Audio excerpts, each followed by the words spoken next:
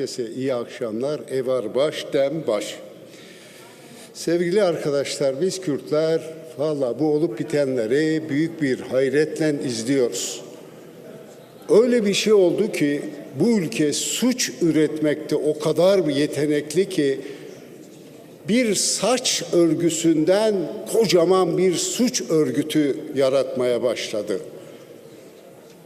Şam'da katlettikleri kadının saçını kesti diye kadınlar örgütlü bir şekilde saçlarını örmeye başlayınca Türkiye'de felaketler başladı.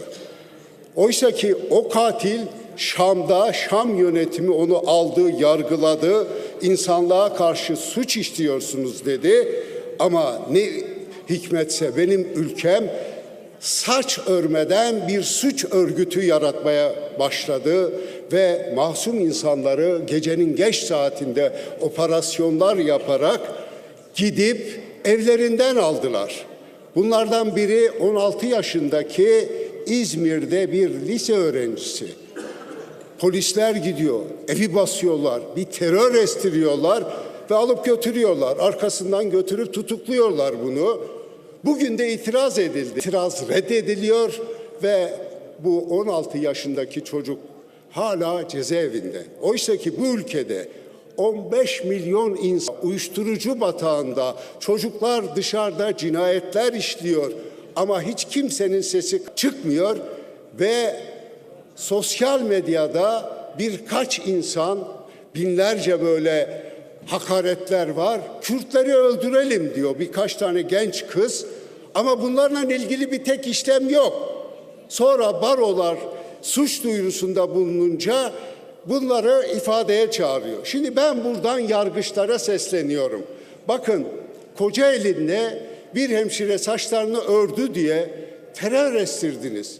Şimdi ey Kocaeli ilinde valilik yapan, orada görev yapan savcı, il emniyet müdürü, orada sağlık müdürü, ne olmuştu gecenin geç saatinde İstanbul'a operasyonlar yapıyorsunuz, kızın bulunduğu eve gidiyorsunuz, orada kızı alıp, o hemşireyi alıp ters kelepçe yapıyorsunuz ve alıp getiriyorsunuz Kocaeli'ne.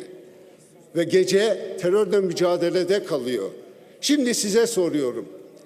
Ya siz vali nasıl bir insansınız? Ey savcı sen nasıl bir insansın? Hem İzmir'deki savcıya sesleniyorum hem de Kocaeli'ndeki savcıya sesleniyorum. Burada nerede bir suç var? Nedir bu Kürt düşmanlığınız? Nedir bu Kürt halkına karşı bu kadar öfkeniz, kininiz? Vallahi biz bunları reddediyoruz, kabul etmiyoruz. Böylesi bir iklim, böylesi bir uygulamayla siz bu topraklarda barış sağlayamazsınız. Ne oldu? Bakın bugün Londra'da yayın yapan Mecelle dergisi, Suudi Arabistan'ın finansıyla yayın yapan bir dergi, önemli de bir dergi ve şöyle bir iddiası var.